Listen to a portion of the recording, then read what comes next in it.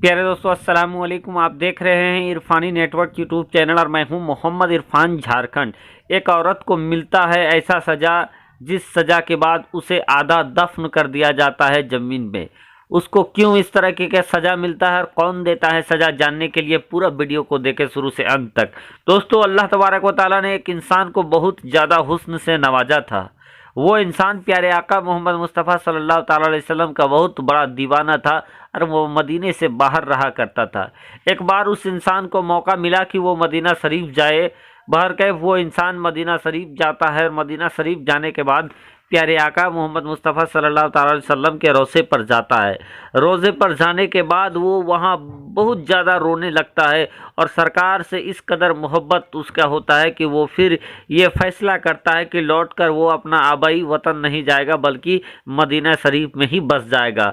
बहरकैफ दोस्तों, वो सरकार से मोहब्बत का इजहार करता और मदीना मुनव्वरा में ही रहने लगा, वहीं इबादत में मशगूल हो गया।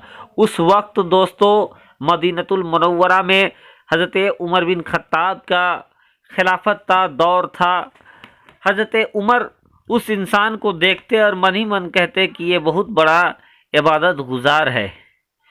प्यारे दोस्तों, एक बार काफिला हज के लिए जाने लगा तो इस इंसान ने भी ये अहद किया कि मैं भी हज के लिए जाऊंगा। उस वक्त दोस्तों, हजरत उमर उस इंसान के पास आते हैं और कहते हैं कि इंसान, मैं तुम्हें देखता हूँ और तुम बहुत नेक इंसान हो और तुम्हें किसी भी तरीके का अगर कोई भी हाजत हो तो तुम मुझसे मांग लेना, मुझे खुशी होगी तुम्हारी हाजत को पूरा करके। वो इंसान कहता है कि अमीरुल मोमिनीन, आपने इतना कहा ये मेरे लिए काफ़ी है, लेकिन वो अल्लाह तबारक व ताला जो आपकी हाजत पूरी करता है, अगर कोई भी ज़रूरत पड़ेगा तो मैं उसी रब्बुल जलाल से मांग लूँगा। इस पर भी हज़रत उमर बिन खत्ताब को काफ़ी खुशी होती है और वो उस काफ़िले वाले के पास जाते हैं और कहते हैं कि काफ़िले वाले, फला शख्स तुम लोगों के साथ मदीनतुल का हज के लिए जा रहा है, तो तुम लोग उसका ध्यान रखना, चूँकि वो बहुत प्यारे आका से मोहब्बत करने वाला है और इबादत गुजार इंसान है, वो बाहर का है, तो तुम लोग उनकी हिफाजत करना, उनका ख्याल रखना।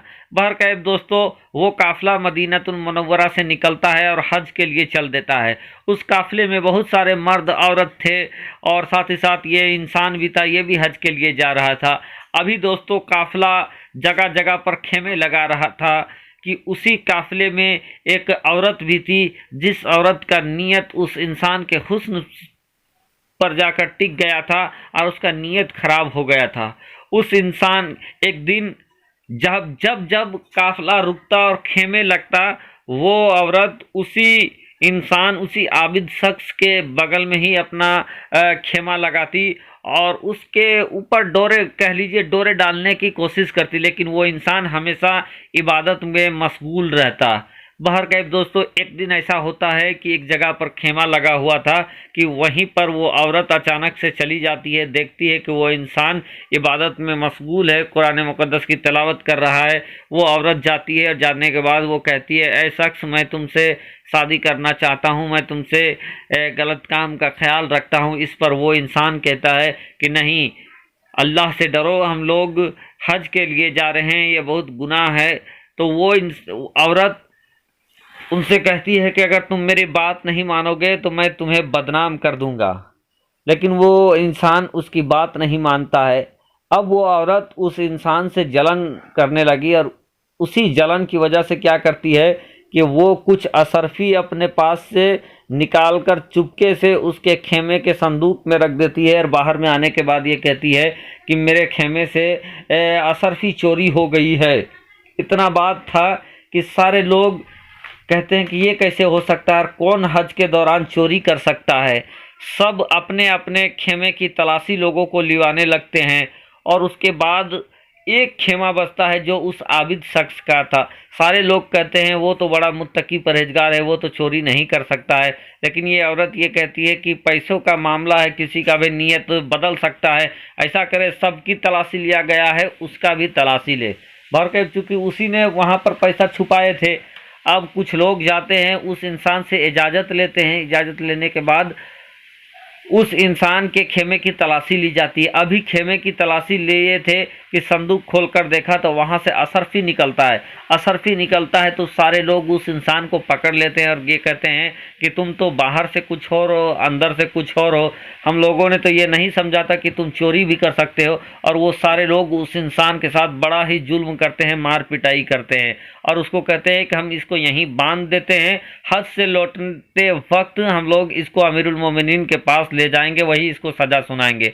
बहरकैफ सारे लोग मारने के बाद जब निकलने लगते हैं तो ये बहुत इसरार करता है कि ऐसा करें कि आप मुझे एक मौका दें, मुझे भी हज को जाने की तमन्ना है, मुझे जाने दें और मैं अपने वादे को निभाऊंगा, मैं अमीरुल मोमिनीन के पास खुद चला जाऊंगा। बहरकैफ लोगों ने उनको छोड़ दिया। अब क्या होता है कि ये इंसान हज के लिए आता है, काबा शरीफ पहुंचता है, हज के तमाम अरकान करता है और फिर वो उसी जगह पर जाकर रुक जाता है जिस जगह पर उसको छोड़ने की बात कही गई थी, रखने की बात कही गई थी। अब सारे लोग वापस आते हैं तो देखते हैं कि वो इंसान उसी जगह पर मौजूद है। बहरकैफ फिर से ये काफिला वापस लौटने लगा। वापस जब काफिला लौटने लगा, इस इंसान को बंदी बनाकर ले जाया जा रहा था, इसके साथ जुल्म किया जा रहा था। काफिला वापस लौट रहा था। रास्ते में ही वो बदकार औरत भी थी जिसके पास पूरा पैसा ख़त्म हो चुका था। जब पूरा पैसा ख़त्म हो चुका था तो इसको काफ़ी ज़रूरत पड़ा कि अब आगे जाने के लिए, सफ़र तय करने के लिए पैसे की ज़रूरत है। ये इंसान बहुत सारे लोगों से मदद मांगी लेकिन किसी ने भी उस औरत को मदद नहीं कहा कि हमारे पास भी पैसा ख़त्म हो गया है। अब इस औरत ने ये ऐसा फैसला लिया कि बगल के ही बस्ती में जाकर मैं किसी से मदद लूँगी और उसके बाद पैसा मांगूंगी। बहरकैफ ये बगल की बस्ती में चली जाती है ये औरत और सबसे पैसा का मुतालबा करती है कि मदद करो, लेकिन कोई भी मदद नहीं करता है। बहरकैफ अब क्या होता है कि ये औरत एक शख्स के पास जाती है और शख्स के पास जाने के बाद ये कहती है कि आप मुझे मदद करें, इसका सिला अल्लाह तबारक व तआला आपको देगा। वो शख्स कहता है कि नहीं, मैं तो तुम्हारी मदद कर सकता हूँ लेकिन मुझे इसका सिला अभी ही चाहिए। बहरकैफ वो औरत कहती है क्या चाहिए, तो वो इंसान कहता है कि मैं तुम्हारे साथ गुनाह का नियत रखता हूँ। बहरकैफ वो औरत पहले मना करती है लेकिन उसको चूंकि पैसे की ज़रूरत था उसके बाद को मानती है और वो लोग एक दूसरे के साथ गुनाह कर लेते हैं, जिना करते हैं और उसके बाद वो इंसान उसको पैसा देता है और वहाँ से फिर रुखसत कर देता है। अब वो औरत पैसा लेकर वापस अपने काफ़िले में जुड़ जाती है लेकिन कुछ दिनों के बाद उसके अंदर हमल ठहर जाता है उसके। अब वो इस हमल को छुपाने के लिए काफ़ी टेंशन में रहती है कि एक दिन एक जगह पर बैठी थी कि एक फ़कीर का गुजर हो रहा था।